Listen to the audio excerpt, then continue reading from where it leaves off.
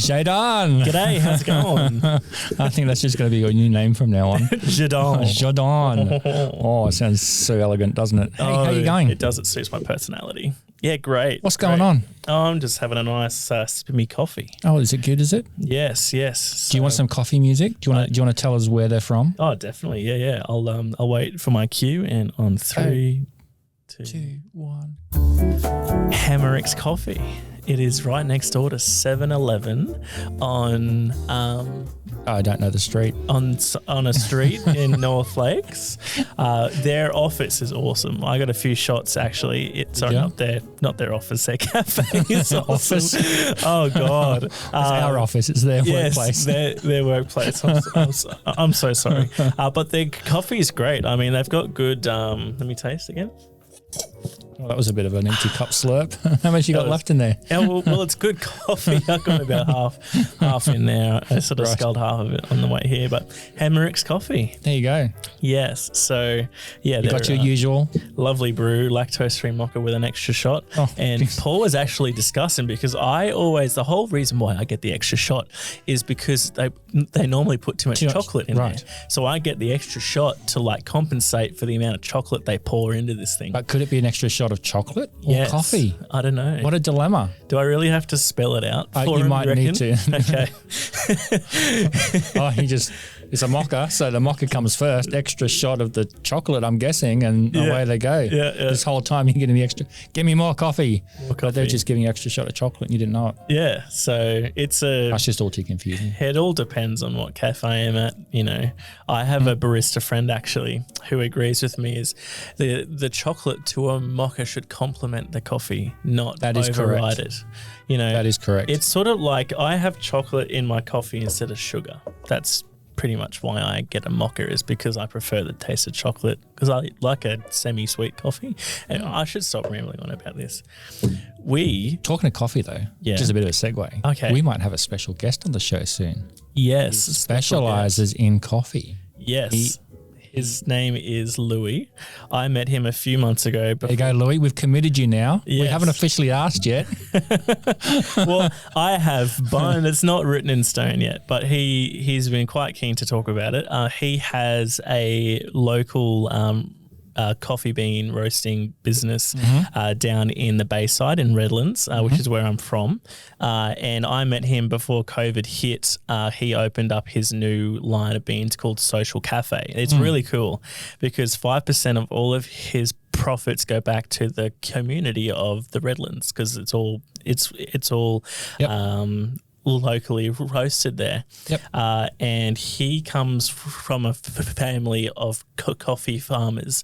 So over in Brazil, they have a farm with coffee bean trees and everything, and the amount of expertise and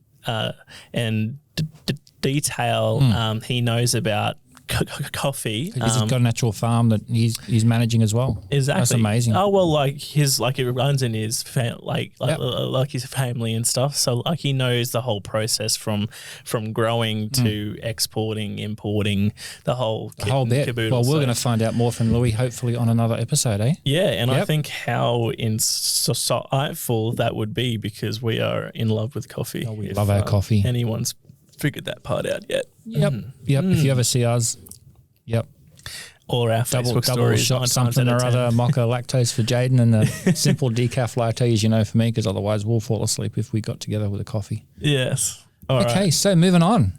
How much should you social? It's been hectic. Hey? How much should you social?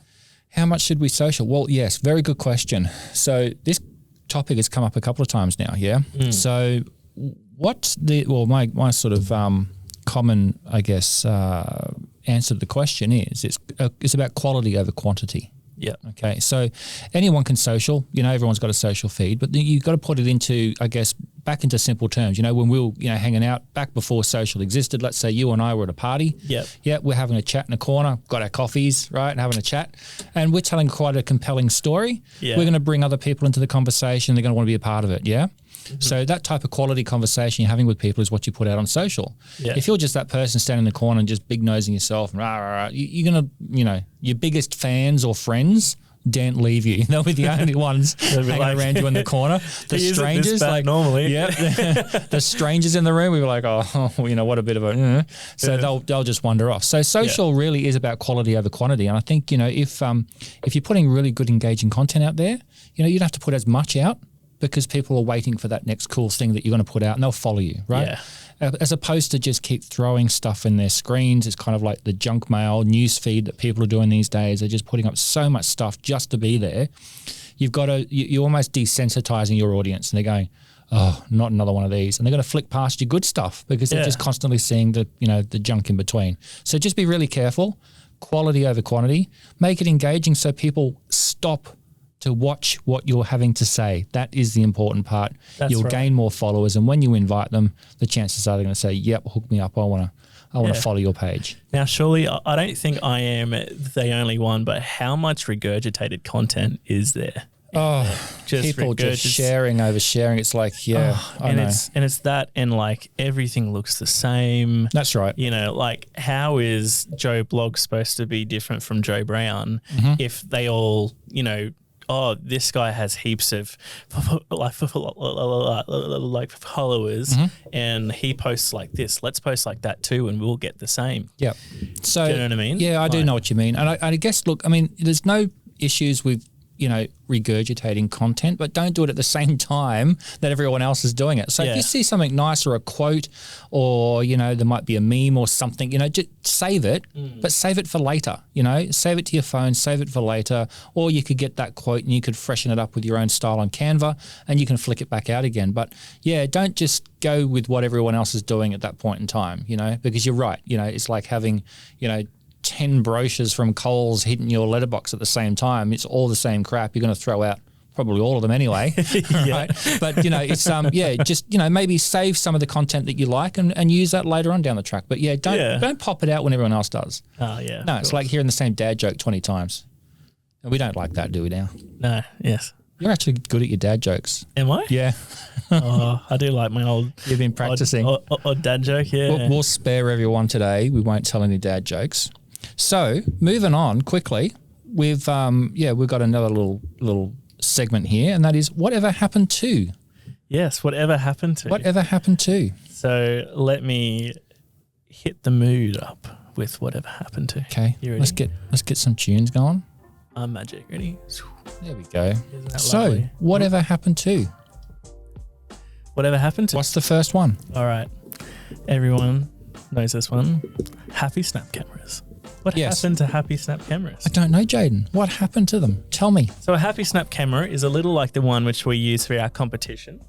Yes, that's right. Like so. This is a Happy Snap camera. Old Betsy over there. There she is. Betsy over there. Good, faithful Betsy. God bless her. It transitioned to phones.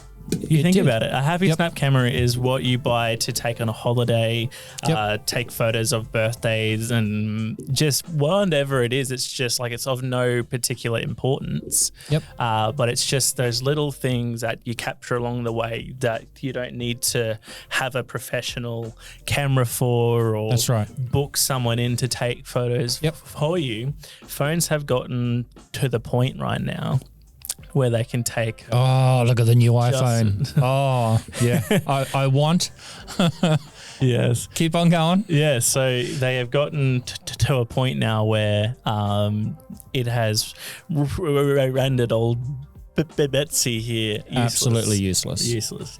Because why would you need a particular piece of tech where a phone and a camera can produce the same, if not better than this camera over here? Absolutely. Yeah, so I reckon that's what happened. And look at the technology now. Like, you get an update on these phones to improve the features. You can get apps to turn your camera, into something completely different. Well, you can't do that on one of those. It's just hit the button and you're done. That's it. Yeah. So it's stored on an SD card and then you have to download that to upload it to Facebook or to print it off. Whereas with phones, you can just go share, print, bang. Yeah. And we said the same thing, didn't we, about camcorders? The little handheld cameras that you can get, the movie cameras? Yeah. Essentially your phone has done the same thing to those as well. Exactly. So no more handy cams. There is no need to buy a particular camera unless you plan to make it a hobby or turn it into a business, because your phone can do crazy stuff like the new iPhone 11 and 12 12 which Pro. can shoot ProRes RAW. Yep. In, what was it, 10-bit? It's like color space. Silly, yeah. It's got HDR, Dolby Vision, you name it. Like, I mean, it does more than what some of our Pro cameras do. Yeah. Right. Obviously, without the cool, obviously the Pro features that we have, you can't change lenses on those or anything like that. But some of the features on there, like we can do stuff like that in post processing, which would take us hours that they're now doing in camera. It's just blowing my mind. I would so love to film a video on one of those. Well, you know what? Yeah. There's a bit of a challenge there. Yeah. So we'll have a chat after our reveal of the camera challenge. We might have another one coming up. Oh, interesting. All right, Paul. You just let the cat out the bag a little bit there, but anyway. Your turn. My turn. So yeah, whatever happened to Yahoo? Like, do you remember Yahoo? Engine? The search engine. Or like the email and all that. Yeah. They sort of search engine. They went into emails, and then they had Flickr. You remember they did all that type of stuff, and then they were kind of in bed with Microsoft, that type of thing. Whatever happened to them? Well, they got bought out. Really? Yeah, they got bought out, and they're just sitting there in the background. They're not doing anything. So, what happened with them is back in 2002. Would you believe Yahoo had the opportunity to buy Google? You're joking. For $1 billion. Turned it down. Really? Yeah, it fell through. The deal fell through. So, now Google, price is sitting sort of around your, $3, $4, $5 billion mark. They had the opportunity to buy that and acquire that company for $1 billion. So Yahoo could have absorbed Google and become the biggest search engine on the planet, but didn't. Why not? Do they say? No, the deal didn't go through. They dragged their feet. They didn't pursue it. And Google said, no, see you later. Bye. Had enough of this chat. I didn't know moved Google on. was for sale. It was back then. Yeah, absolutely. Far out. Now, they also bought, I don't know if you know, but Yahoo bought Flickr. Yes. Did you know that? So they bought. I know that because I had a Flickr profile, and all of a sudden I had to have a Yahoo email to sign into it. Yep, and that's now right. I don't know what it is, so I can't access my profile Flickr's anymore. pretty much, it's gone now. But they tried to make plans for that to turn that into a social platform, right? But didn't execute it properly. Didn't really communicate it to their audience, and so Flickr didn't become what it was supposed to become either. So their third biggest fail. You ready for this one? Oh, Jesus. They had the option to buy Facebook for $1 billion. What are these guys doing? So in 2006, they put in an offer for $1 billion for Facebook. Facebook countered to $1.1 billion, right? $100 million extra, right? Which is couch change. And Yahoo said, no. Oh. No, so I said, let's paint this picture. If this had happened, they would have been the biggest tech company on the planet. Obviously not, because their management obviously have screwed up so much stuff. Was it the same management throughout? Yeah, pretty much. Yep. Fucking idiots. Right. Yeah. Hang on, there's more. Oh, you're right. So another one, right, is that they were looking at getting a takeover from Microsoft. So Microsoft was going to buy them. Was going to buy Yahoo. Okay. For $44.6 billion. Was Yahoo worth that much? I don't know, but obviously, Microsoft thought, let's just throw everything at it, and they threw a big chunk at it. Anyway, it didn't end up happening. Because they were worth more than that? And then what happened was Microsoft, the very next year, brought out Bing, a search engine. So they couldn't buy Yahoo, they brought out a competitor.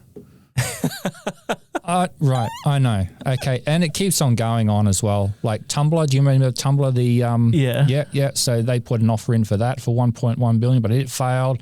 It just keeps on going. So Yahoo, which was poised to be, the biggest of the greats in the software, online, they just didn't happen. Failed after fail. Yeah. So there you go. So as it stands, they're just they got I think they got bought out for just a few bucks and end up just doing nothing. 40-something billion to a few million. I know. Isn't that crazy? That is crazy. So there you go. You got another one for us? I do have one last one. Okay. And then we can move into my other thing, which I wanted to tell you about. Yep. Is whatever happened to yes printing photos. Yes. You know, when you were, you know, when I was young and back in the day, when you'd take your photo and you'd take it to Kmart or Big W and you'd print them for like 2 cents a 4x6 print and have an album. Well, you know, people. Well, back in my day, we got them developed. Well, yeah, you know, you'd take them to Big W we had and no get choice. Them developed and stuff. Yeah, it's like 5 photos of your feet because you clicked the button by accident. Anyway, yeah, keep on going. Yeah, I don't know or hear of people doing that anymore, and I think it's sad because here's why is like. My parents, they have all these baby photos of me and all of that stuff, and it's put inside a tangible book that they can just give me when I'm older, and I can show my children and their children and until they fade and die. But people these days, they post them on Facebook and then upload them to Google Photos or Google Drive or Apple iCloud and like all these places. And what's to say now? I'm not saying anything that something could happen, but the fact that it's not tangible. It's not a physical thing. It's not a physical thing. It's in the cloud. That can be archived in a way that you can put your hands right on it. Not like, what's that password again? That's right. What happened to this hard drive? Did that hard drive fail?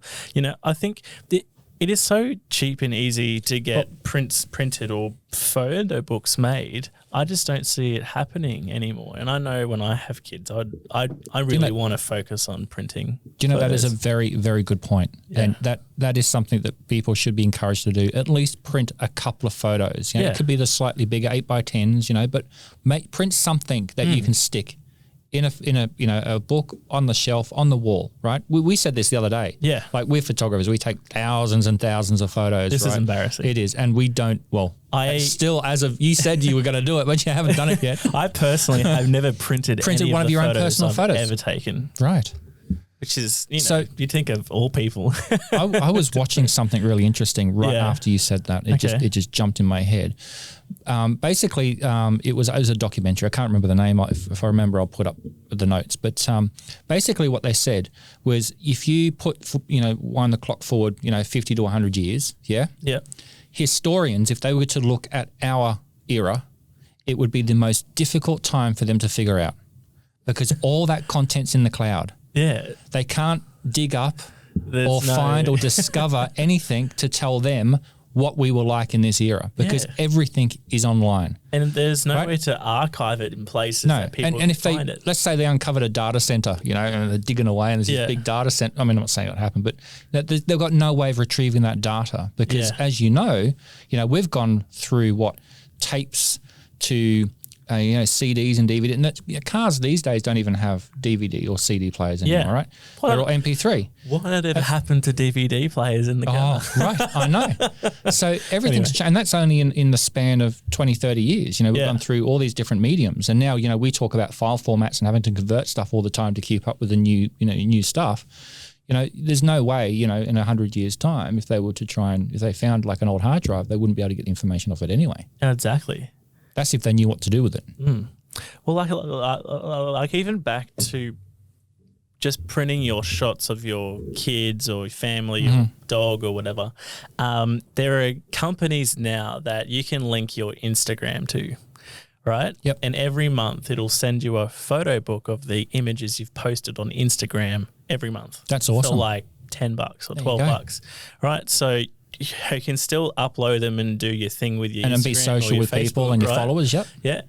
But you will still get a book every month of whatever you've posted. Yep. So it is still archivable. That is awesome. I think that's there's so many easy ways to keep things archived, because I know when my kids are my age, I want to go through and see my baby photos and even like videos too. Like, as of like last weekend, I was going through all of the home video footage, of my childhood for my sister's 21st birthday party. I saw this on your feed. Yeah. And I'm stumbling across footage of myself when I was 4 taking my first photo on my dad's film camera, and my dad saying, "Oh, is that your first photo, JJ? You know, like how special." That is amazing. But they captured that. They captured that. Didn't think it was a relevant moment. That's right. In that particular time. Hey? Yeah. And I'm thinking of like my kids one day, if I capture something like that and they end up being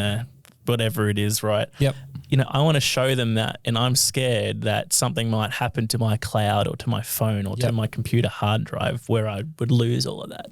Yep. Do you know what I mean? So we've had a big challenge as well recently where, you know, obviously, you know, you've been able to get that information from, you know, video camera to computer, but the technology gap there is not as big as mine. We've had to convert it several times. Like we've got video, you know, from like, you know, Cine 8 cameras, which were film, which you had to develop. And that got transferred back then onto VHS. And then VHS was dying and going away, so we had to transfer that onto DVD. And now DVDs are gone and there's no DVD player, so now we're transferring that from DVD just straight into file format. And then they're on the cloud and backed up on all these other places to make sure they're safe, just in case the hard drive that they're on dies. Because if it does, all this stuff along the way is gone. Yeah, I know, it's amazing. Yeah, I mean like... So fun facts. Yes. Actually, hang on. Before we do fun facts, put that link that you just mentioned of that book thing. I think it's really cool. Pop that into the show notes and we'll put it on Facebook. Oh, of course. Yeah. I think people should hit that link and have a look and do some research. I'll have to find it, but I think it's amazing for those who think about it and think it's a good idea. Because I think from our opinion, it's something to think about. Yeah, you should have something physical that you can have. Yeah, because look, we keep digressing here, but look, to go back on the physical thing, right? I was, my daughter was reading a book. Yeah, she's reading that Treehouse series. Yeah, and she's flicking through this book. You know, flick, and I thought, oh, do you know what? I can download this on iBooks. There you go. She can just flick on it on the iPad. And I thought, do you know what? Just what you did then. I went, no, you need to have that in your hand. Yeah. So I thought, no, we're not doing that. I'm going to buy a proper paperback, and you're going to read them properly, like you know, you should. Exactly. Because it's a thing. It's a memory, isn't it? Yeah, and it's like that book is something that she can pass on to her kids. Yep. Saying that I read this book as a child, not like. Yep, that's right. That's what I told her to do. Here's a link to the AI the iBook that I downloaded. Have fun. It's just like whatever. That's right. Okay, so talking about photos, I have 3 fun facts about photography that I don't think that you'd know. Okay. All right. So talking about capturing photos and putting them on social platforms. Yes. How many photos do you think we capture every 2 minutes? We should find a good song, like a good sound for this. Oh, let's do the rapid fire, maybe. No, the rapid. That one? Yeah. How many photos do you think are captured every 2 minutes? Oh, geez. I would, worldwide? Right now. Right now, 500 million. 500 million? Yep. Okay. Every 2 minutes. Every 2 minutes. Yeah, probably 100 million. That sounds like a lot. 500 million. 100 million. All right. So I'll run through the answer here. Yep. Every 2 minutes, we snap more pictures than the whole of humanity did in the 1800s. Holy moly, you serious? I'm dead serious. Only a few million photos were taken in the 80 years leading up to the first commercial camera. In 1999, Kodak reported that we had taken approximately 80 billion pictures since the dawn of photography. Since the beginning of time, 80 billion. Okay. The estimate is that we share over 730 billion photos on Facebook alone each year. 730 billion photos. So almost a trillion images. Just on Facebook alone. Just on Facebook. Per year. Holy moly. Right? There is no number for how many photos are taken a day, but but estimates suggests that more than 1 trillion photos are taken in a year. On average, 95 million photos are uploaded daily on Instagram, and over 300 million shots on Facebook per day. Per day. So how about that for archiving all that shit? Yeah, see, that stuff's got to get... It's got to go. Where is that going? We've got to future-proof that. 730 billion photos on Facebook per year. Per year. Surely some of those are going to get lost to... Well, we've got to upgrade our little hard drives downstairs after 3 months. Far out. You know? So I couldn't imagine 700 and something odd billion plus Instagram. And then you got all the other platforms as well, yeah? Oh, exactly. You know, you got Flickr and... Vimeo for video. Yeah. My goodness. That's a staggering number. It is crazy, the amount of data. Just think about the amount of data that is used to store that and how fragile that would be. My goodness. You know, like over the years, you know. So thinking about that. Well, you could about printing your photos. What about the energy that's used to save that stuff? Oh, exactly. Like how data centers that are using, you know, power to run these big data centers, you know, day in, day out, and backups of that. So you got multiple copies of that are being run. Exactly. So think about it, everyone. When you go click, delete the shit ones. You don't need all of that. Yeah. Save the planet. That's right. So my second topic is... We've got another one? Okay. What do you think the most viewed photograph is in history? The most viewed photograph in history? Viewed photograph in history. Oh, look, there's 700 and how many trillion? And you want me to pick? Okay, give me. Is there an era or is there a type or a style? Think the beginning of. Think like. Is it like one of those old 90s. World War ones or no? Like, you know, that lady and that guy kissing. You know, when the balloons. I remember that one. That's a pretty iconic one. All right. Think late 90s to early 2000s. Is it a celebrity photo? No. Late 90s. I have no idea. Okay. Give me another hint. Okay. Hint? Think a computer. A computer or like a screensaver or a backdrop or a... That's correct. Yeah. So the most viewed photograph in history It's not... Oh, no, tell me. It's got to be a screensaver or a backdrop or something. It's a wallpaper, the original Windows XP. Oh, the green one with the green hills? Like this one, I'll pop it up right here. Ding. Yep. But for all of those on the audio podcast, it is the iconic one the Windows, with the hills. The grass rolling hill. With Windows XP, I think it was. Yeah. There you Windows go. XP. Yeah. So fun fact, right? The guy who took that photo, his name is Charles O'Rea. It was captured in 1996 and the photo was called Bliss. Right. Now he uploaded that to a stock site called Corbis. Yep. And Microsoft bought the photo from the stock site Corbis. Yep. And you can imagine that old mate Charles didn't make as much coin as you think he would off that, because he didn't sell the license directly to Microsoft. He sold it to Corbis. And then I assume, I don't know anything for certain, that Corbis would have done some sort of sneaky under They got the money. They got the money for that. So he got famous, hundreds of millions of computers around the world with his photo on it. And nobody knows and that this he company took it. said, yeah, I'll give you $10 for it. Exactly. Oh, my goodness. There is no reference to credit, nothing. So. Oh, dear. So on to our last topic. Okay. Yep. Right. Yep. Why do you think people in old photos never smiled? Why do I think... Ooh, I don't know. Why did old people not smile in old photos? For half a second, think about it. Half a second. Thinking music. So old photos, I'm thinking like 1800s, like old photos. I wouldn't have anything to do with sort of the exposure time. They couldn't move. They had to... Possibly.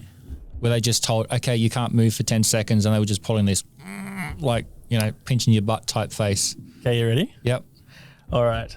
Old photographs were taken with huge, large format cameras. Yep. Because the technology wasn't as advanced. Yep. A photo would take hours to expose correctly. Oh, hours. The subjects didn't smile because they had to stay still for hours for one photo. Taking a photo often involved a use of a head brace for support. Oh my goodness, I did not know that. How crazy is that? Wow. Yeah, so could you imagine smiling for a couple hours and holding that? No, I couldn't. No, so that's why they never smiled. So how about that? That was a crazy hours. I can't imagine someone standing there for hours. Now I feel sorry for those people. Like I'm going to look at these old photos now and go, oh my goodness, you had to go through hell. Innit? Hours, not minutes, hours. Hours. No wonder they were bloody sad sacks. Oh, exactly. Oh, Bloody back problems and all sorts, I can imagine. Far out. Yep. Could you imagine that? Could you imagine being that family saying, all right, it's family photo time? And they'll be like, oh no, go away. I'm out of here. Well, why would you want to do that? Which would be faster, to get yourself painted? Or well, that's a good point, because a lot of people got painted portraits, but the same era. And but I think photography might have been more of an exclusive, class type thing, possibly. Yes, but if you got painted, you would be able to have room to move a little or take a break. Yes, but with a photo, you couldn't, because it's exposing. So for every minute that you're there, you need to be there for that minute and hold that. No toilet breaks. They would have been in pain. And you'd think that how bloody sharp are those? Like in terms of like for a 3-hour exposure. Yes. Like far out Brussels sprout. I could not do that. That's ridiculous. Hours. We should try it. Right, so the whole let's go hop in a dark room and turn the camera on and see stuff. I want to see how long I want to see how long I can not move for in a photograph to see if it comes out blurry. You want to try it? Try it. Let's try it. Ugh. All right. So moving on. No promises, but we might try that one. Now you mentioned something about a competition. Yes. So hang on, before we do that, we've got our camera results. Yes, from good old Betsy. Old Betsy here. So old Betsy didn't perform as well as we thought. The battery's pretty much, beep. Carked it, yeah. Pretty much carked it. Yeah, it's dead. But we did get some video and some still footage out of it. So we're going to play that and show a few photos here now. Yeah. Yep. Let's do it. Have a look. Some background music. Is that the one? Yeah, no, probably that's not the one. Gonna put music over the edit anyways. Okay, I don't have to push any buttons.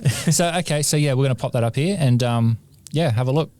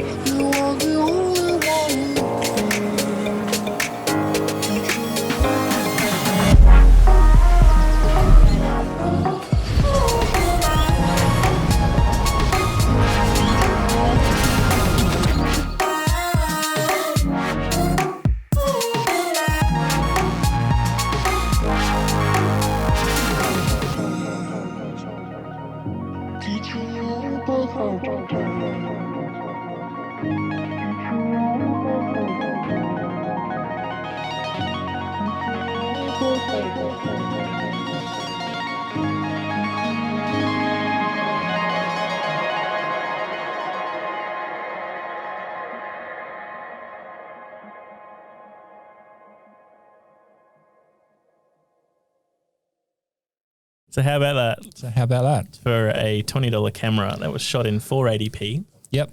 30 frames a second, which 30 I frames a second down to 25 so I could have a little bit of playroom. Yep. Right. But I couldn't do diddly squat with that footage. No, but we did put it on this little tripod-y thing, didn't we? So because there was no gimbals. Didn't I? It would fit because Paul wasn't allowing me to have any camera movement tech to use for my video. And I almost gave him. I thought, no. I was like, no, I need something to just to do something with it. You know what I mean? Yep. Which kind of backfired on me a little bit because I'm holding you from falling into a fountain in one of those shots. Yeah. So you're leaning into the water. I kind of got over the top with that. I was just like, I saw all of these because we went down to the Westfield food court looking new courtyard place, thing there. In North Lakes, and oh my God, it's like pretty. It is very nice. And they have like these little fountains and things like creeks that run through the whole little walkway there. And I just sort of went a bit. He's about to jump in. Yeah, he's leaning right over the rocks and we're, hey, you give me your arm. Yeah, so, and then we took all those photos as well, and the battery kept dying. So that just goes to prove that it's not about the camera use, it's who's behind it that matters. Yep. Just whatever you got in the cupboard, use it and learn that it can actually do a little bit more than you think. Yeah, and even those who are starting off in this craft and they say, they watch all of these YouTubers and stuff who've got the the Sony A7s, A7 and the red Komodos and the R5s and all that. Like, yes, they are beautiful cameras, right? But I personally still use a Canon 6D Mark II. For all my own stuff, I would love a new camera. But what I learned after all these, because there's so much coin involved in that, right? And I've always been employed, so I've never had the need to provide my own camera gear. It's always been just provided. So with all of my side stuff, I don't charge much. I don't do much either. So I don't have much to invest in that side of things. So that's what I got. But with a few things like lighting, lenses are probably the biggest thing out of this, hey? So don't invest in a camera body, but let the camera body grow with you. The lenses or the glass that they call it, that goes on the front of the camera is probably the biggest single most important investment. Because that doesn't change much. The quality of glass doesn't change, And I think I've spent a total of $1,000 all up on my glass, and I've got 3 primes and a zoom lens. So good quality. Don't go those cheap kit ones because it doesn't do your photos any favor. So get some good quality lenses on a camera body you can afford, and then upgrade that as you skill up. Exactly. And the one thing with this is I couldn't do much with this, but what made this one work is my skill set behind the computer as well. That's right. That's huge. Because I don't think in this in this day and age that you can be a pro in this craft without being a pro both behind the computer and the camera. That's right. Because that's half of the job. Like even back in the day, you had to take your film and do it's like when developers developed, they had different baths and they did different techniques to be able to produce and develop that film. They burned and dodged it. That's right. So it's the same thing here. It's the post-processing, which is kind of the finishing touches to your craft. That's right. So another good point, actually, here you go. Like you're talking about those fancy cameras. You've got 4K, 8K, 16K now. Some cameras are it's just getting ridiculous.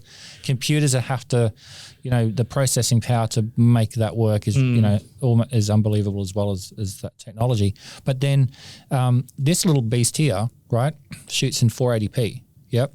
So on an average day, if you're streaming on YouTube and you've got an average connection, it's only going to be 480p anyway.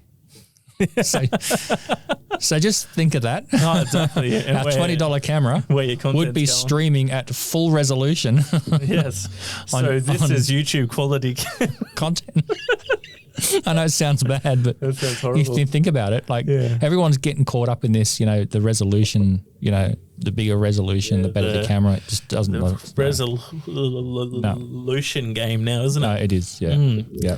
Now, what's this other competition that you said about an iPhone? Yeah, well, look, you kind of hinted on it. So, I was thinking, maybe we should do a video challenge where we video one of our clients, without them knowing, right, on our iPhone. I am so down for that. What do you reckon? Hell yeah. Bloody oath. So you're allowed to use a gimbal this time. Okay. We've got some phone gimbals downstairs. We've got 3 of them sitting on the shelf. So that's a must. Yeah, that's a must. So let's see what we can then produce since all these, little cameras are now gone that you mentioned earlier. Let's see what we can produce. Well, how about this? Something that fits in your pocket. I film one with this. That one. That very one. I film one with our Pro setup with the AH5S with the lenses and the full kit and caboodle, and I'll film one with this, and I'll process it kind of the same and put them side by side, and you try and tell me which one is which. There you go. That's another cool one. Yeah, because they both film 4K 60. This thing can film 4K. What about the new ones? They film in friggin' Apple Pro RAW and they've ProRes RAW. Oh, it's Dolby HDR video. Why would you need that? I mean, like, I would love that. Yeah, I want it. The average Joe, the hell would they need ProRes RAW? But you can't walk up to a client's place, and go, "Hey, ready to do the video?" and you pick up your phone. Look at this. Here's the new iPhone 12. It's got ProRes RAW. And all of that stuff will just go, oh, yeah, but it's a phone. It's not a Pro thing. That's right. Yeah. Anyway, we shall see. But someone told me a saying a long time ago, right? Yeah. Like, the oven doesn't cook the meal. It's the chef behind it. Yeah. Right? It's the same thing with this. The phone or camera doesn't produce the content. It's the person behind it. That's right. Yeah. There you go. Yeah. All right. Well, on that note. How about you try one and I'll do one and we can do one each. Do one each and prove the theory about it's the chef. I'm joking. That's so mean. Yeah. Okay. Look, my video skills aren't as polished as yours, I've got to admit, but I'm willing to give it a crack. Yeah, we'll try it out. I'll show off. Okay. We won't, or trying to lose whose. Yeah, I think yours is my one. That would be so amazing. Wouldn't you eat your words then? Yeah, I would have eaten my own words. All right. On that note, Thanks done, everyone. Listening. Thank you. And tune into the next one. We've got Mic Me Up. We've got an episode coming up with Helen on our new podcast series coming up as well. So check that one out. Cool. All right. See ya. See you. Bye.